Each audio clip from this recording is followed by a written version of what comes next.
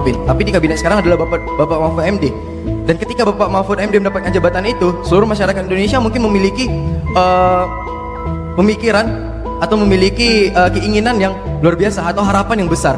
Tetapi dilihat beberapa hari kerja dari kepemimpinan Jokowi dan Ma'ruf Amin, itu telah hadir RUU Cipta Kerja yang namanya Omnibus Law, dan kita menolak Omnibus Law tersebut. Dan adalah saudara Isa tahu artinya Omnibus Law itu, tahu enggak saudara?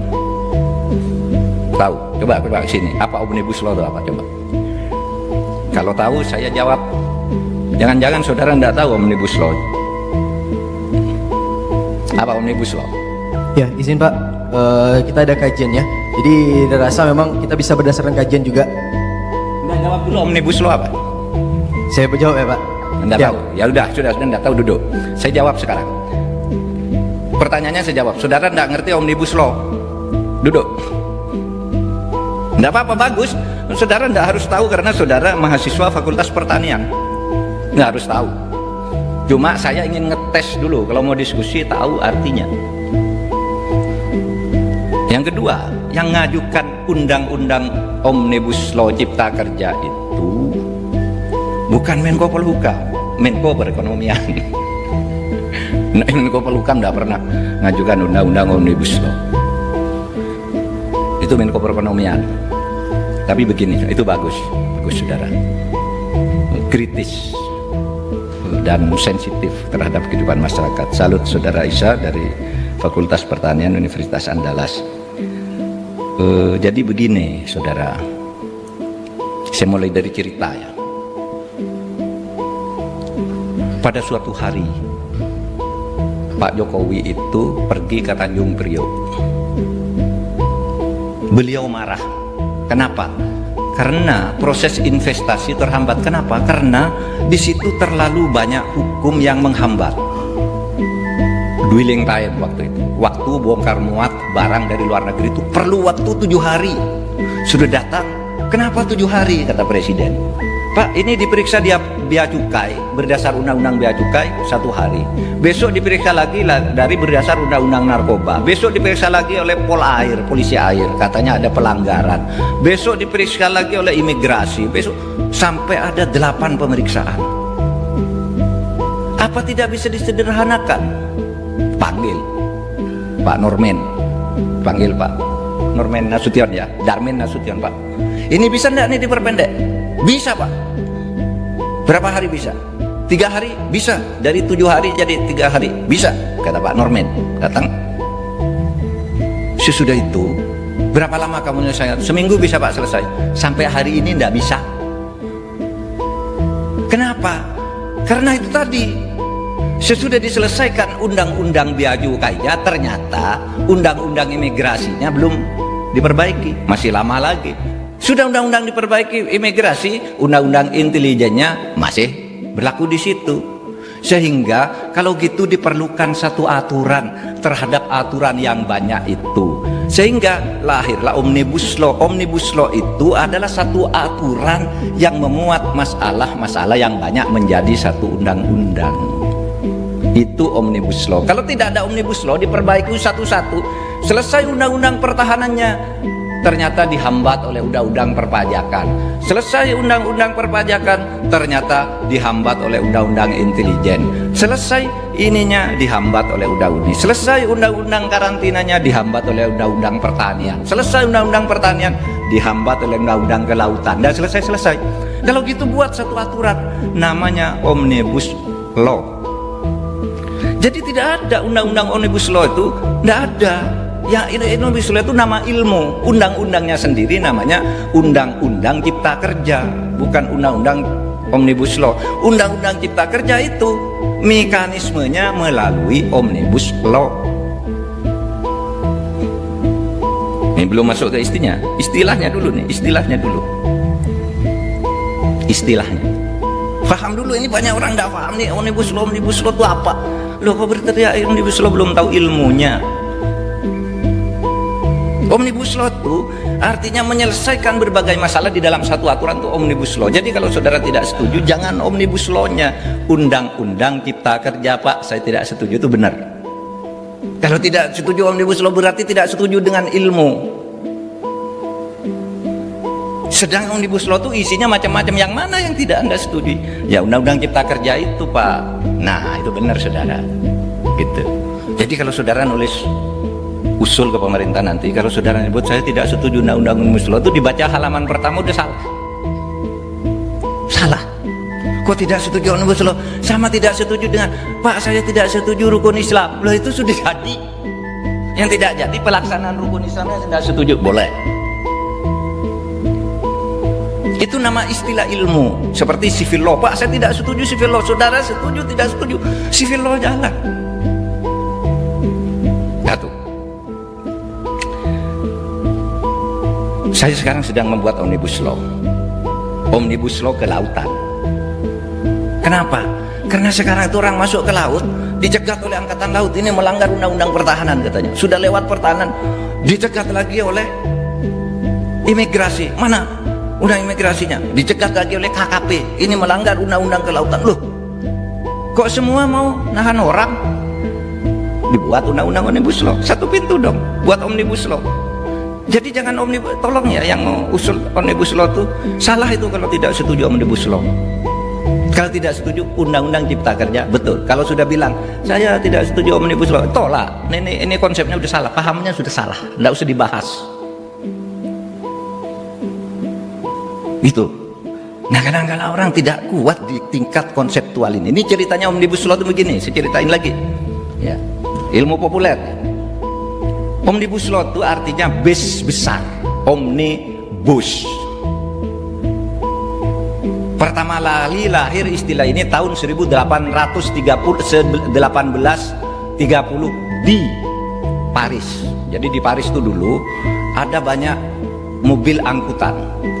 Ini mobil untuk ngangkut kayu, ini untuk ngangkut ikan, ini untuk ngangkut sayur, ini untuk ngangkut air, ini untuk ngangkut besi, ini ngangkut apa gitu, sendiri-sendiri. Lalu orang berpikir, kenapa sih kok sendiri-sendiri? Apa tidak ada satu kendaraan besar yang sekaligus bisa ngangkut air, ngangkut ikan, ngangkut kayu, ngangkut itu? Lalu muncullah, kalau gitu mari kita buat bis besar. Apa itu bis besar? Omnibus, bis besar. Di situ orang dagang kain boleh masuk, dagang ikan boleh masuk, dagang emas boleh masuk, semuanya. Pada waktu barangnya kan dibawa, boleh masuk. Nah sejak itu kemudian omnibus itu artinya bis besar, satu bis yang memuat berbagai jenis bahan yang akan dijual ke pasar.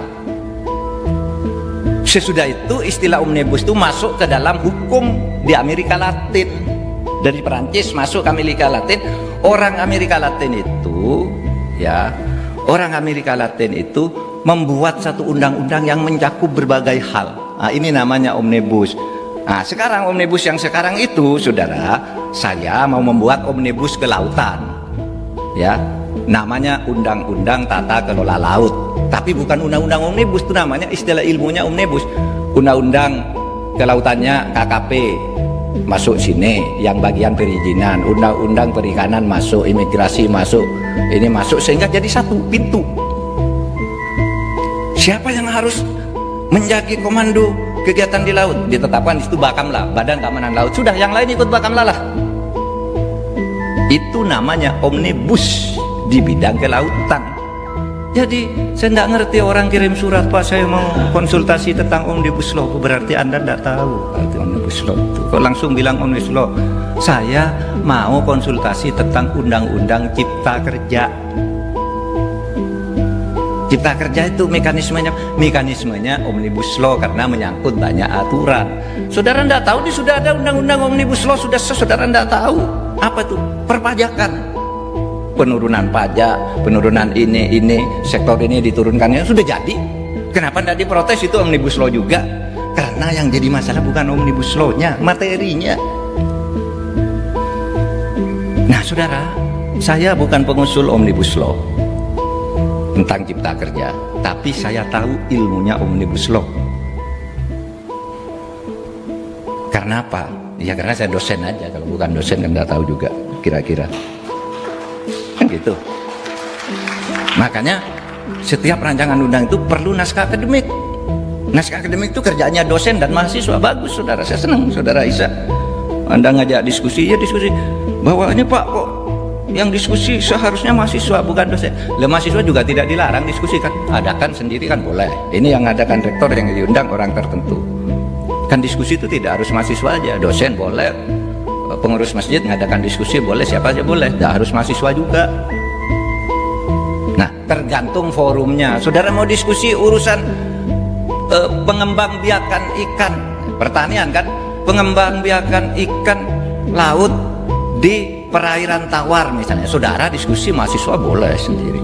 Kalau ini dialog kebangsaan, siapa aja boleh, tergantung yang menyelenggarakan rektor, yang diundang ada rektor lain, ada dosen, ada mahasiswa gabung, namanya juga diskusi gitu. Nah, saudara katakan gini lagi, penting saudara anak muda, saya berpikir suatu saat saudara Isa ini nanti jadi orang penting nih, karena sangat kritis ya, mahasiswa harus kritis kayak gitu. Nggak tahu nggak apa-apa, nanti kan tahu kalau salah. Itu yang penting. Gini, kalau saudara katakan, Pak, Indonesia ini sekarang mundur. Apanya yang mundur, saudara? Saudara bersekolah ini karena Indonesia tidak mundur. Saudara punya profesor ini karena Indonesia maju. Kalau dulu belum ada Indonesia, nggak punya kita profesor, nggak boleh orang jadi profesor. Orang mau jadi mahasiswa, ayah saya aja dulu sampai SR, saudara. Mau masuk SMP nggak boleh oleh Belanda.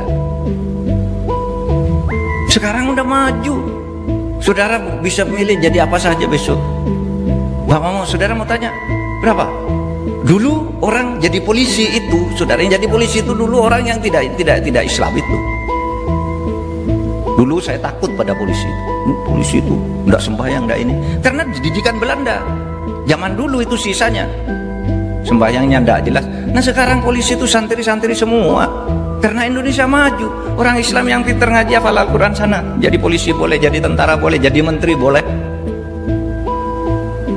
Saudara, barangkali tadi saya ketemu Kapolda datang ya Kapolda. Kapolda itu puasanya Senin Kemis karena dia Islam. Mana dulu ada polisi puasa Senin Kemis, saudara? Bawa pentungan ngejar saudara dulu. Ini karena Indonesia maju, orang puasa Senin Kemis boleh jadi polisi. Saudara, mungkin saya sering katakan gini, saudara tahu Bu Sri Mulyani itu. Orang nanti ini agamanya apa sih, orang mana? Kejawen kali gitu.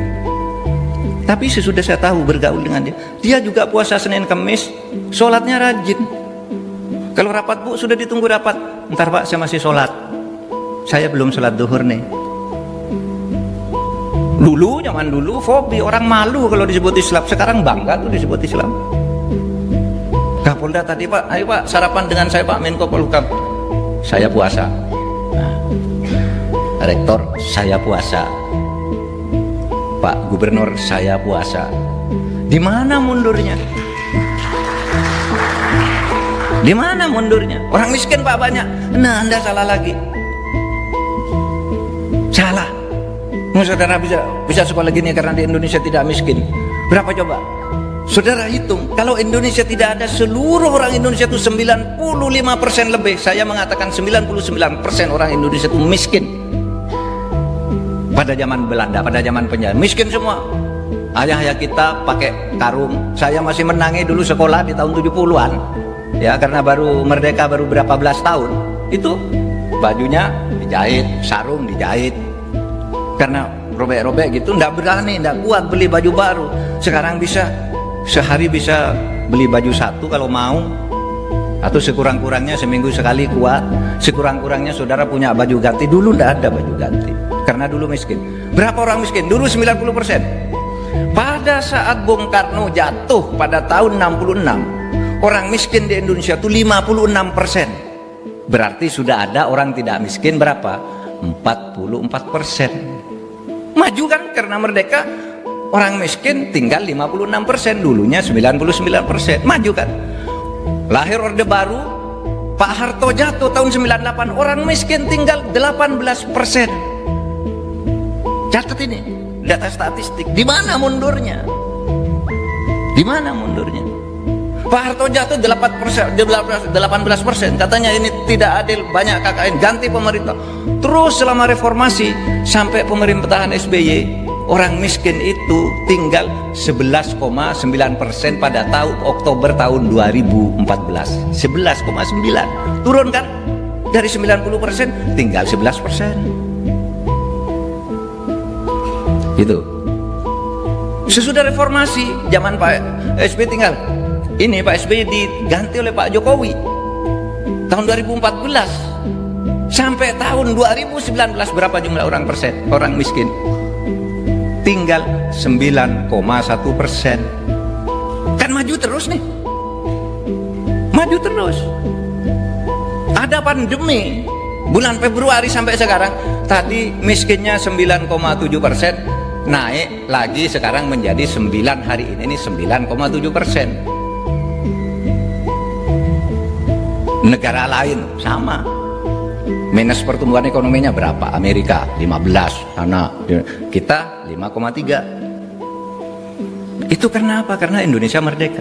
Saya tidak membenar-benarkan, yang sekarang ini sudah benar. Di sini masih banyak korupsi, saya katakan nih, masih banyak korupsi. Tapi kalau saudara katakan mundur karena Indonesia, enggak bisa. Bahwa ada korupsi, mari kita hantam. Mungkin seumpama tidak banyak korupsi, yang miskin tinggal sedikit. Gitu. Kita tahu, tapi kalau mengatakan Indonesia kok semakin lama semakin mundur, enggak. Dari ukuran apa Anda mau mengatakan sekarang aja orang dengan mudah bisa jadi mahasiswa, diberi beasiswa, diberi diberi apa gitu.